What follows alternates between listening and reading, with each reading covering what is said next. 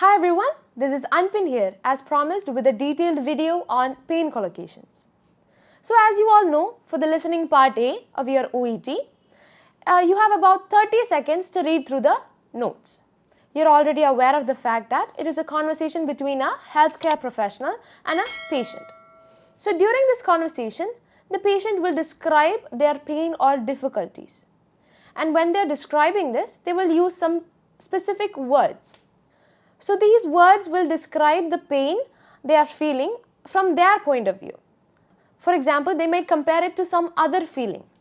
They might say, it feels like a bee sting, or it feels as if a knife is being twisted in my side, or something like that. And as I mentioned before, these words can be used to describe the quality of the pain. And the words that are used, the collocations, are sometimes a fixed expression.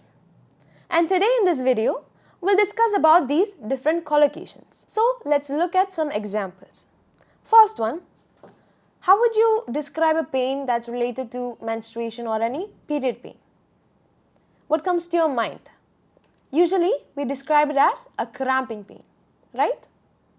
And what about pain caused by a burn? If you don't know, you can use the word scalding. Scalding itself means something very hot or burning. Next, to describe the pain caused by any cold sores or any shingles, try to imagine how it would feel. It's kind of a stinging sensation. So you can use the word stinging. For pain that moves across the body, for example, moves down the leg, you can use the word shooting. Next, how would you describe a really severe headache? Something that's like a migraine? You can use the word pounding. Next, can you try to imagine what a toothache would feel like? It feels like a pulsating sensation, right? So you can use the word throbbing for this. So if the patient complains about any pain that's related to any muscle spasms or any muscle sprains, you can use the word wrenching, because the word wrenching means some kind of a turn or a pull. Okay? So during any chest pain or angina, it feels as if we are suffocating.